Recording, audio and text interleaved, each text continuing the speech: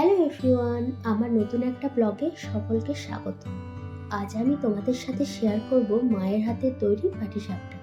তো চলো দেখে নিই কিভাবে বানাচ্ছি। এবছরের প্রথম বানানো হচ্ছে পাটিসাপটা। পাটিসাপটা বানানোর জন্য চলছে প্রস্তুতি। প্রথমে একটা পাত্রের মধ্যে নিয়ে নিয়েছে দুধ। দুধের মধ্যে দিয়ে দিচ্ছে সুজি।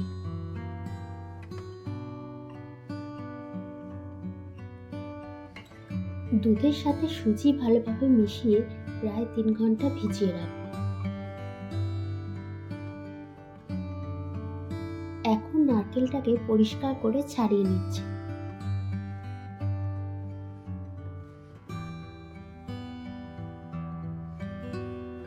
নারকেলগুলো পরিষ্কার হয়ে গেছে, নারকেলগুলো ভাঙাও হয়ে গেছে।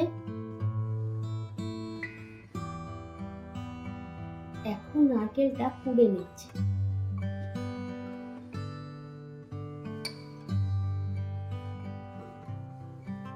এই নারকেল কোড়াটাই সব থেকে কঠিন কাজ বলে মনে হয় আমার। যাই হোক না কেন, এদিকে নারকেল কোড়া হয়ে গেছে।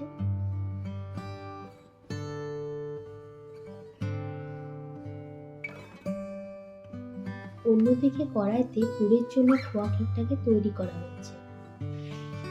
খোয়াটাকে একটুক্ষণ ফুটিয়ে নেওয়া হচ্ছে।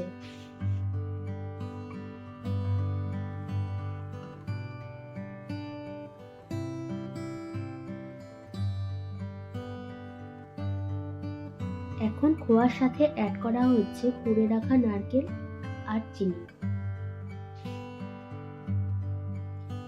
এই সমস্ত উপকরণগুলো একসঙ্গে মিশিয়ে নিচ্ছে। এটা একটু সময় সাপেক্ষ। পুরটা ফুটিয়ে শক্ত হলেই তৈরি পাটিসাপটার পুর। এরপর কিছুক্ষণ পুরটাকে ঠান্ডা করতে হবে। আর এদিকে পরিমাণ মতো ময়দা, দুধের সাথে ভিজিয়ে রাখা সুজি, সামান্য লবণ, চিনি আর সামান্য একটু জল দিয়ে ব্যাটারটা তৈরি করে নিচ্ছে।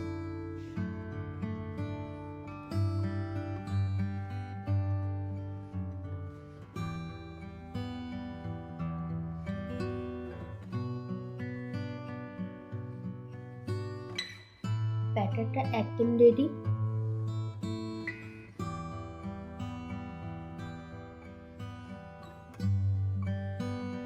পাটিসাপটা বানানোর জন্য ব্যবহার করা হচ্ছে মাটির সরা।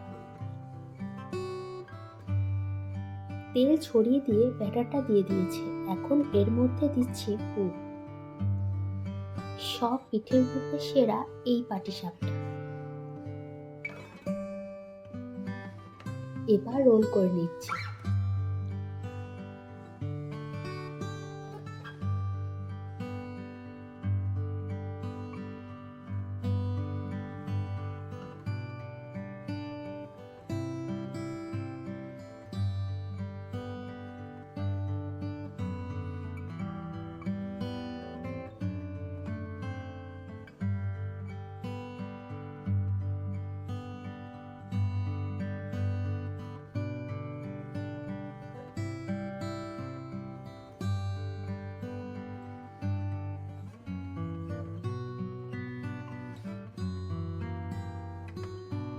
সরার মধ্যে পাটিসাপটা তৈরি করে একটা তাওয়াতে পাটিসাপটাগুলো সেঁকে নিচ্ছি।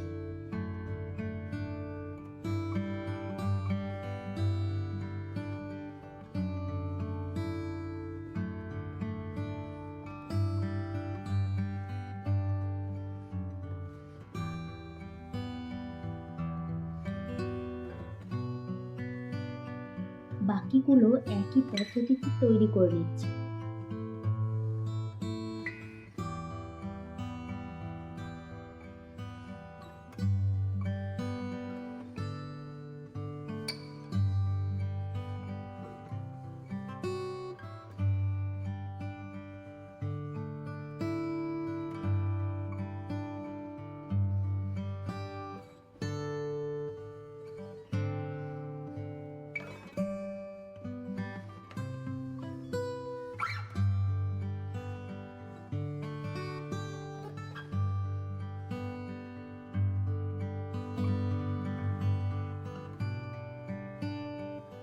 তাড়াতাড়ি করার জন্য তাওয়াতে সেঁকে নিচ্ছে।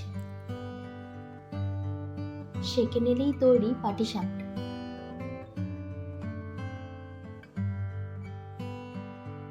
তো চলো আজকের ব্লগটা এখানেই শেষ করছি। ব্লগটা ভালো লাগলে লাইক, কমেন্ট, শেয়ার করবে। আমার চ্যানেলে নতুন সদস্য হয়ে থাকলে সাবস্ক্রাইব করার অনুরোধ রইল। আর ফেসবুক পেজ থেকে ব্লগটা দেখলে পেজটা ফলো করে দিও। আবার দেখা হচ্ছে নেক্সট ব্লগে। টাটা।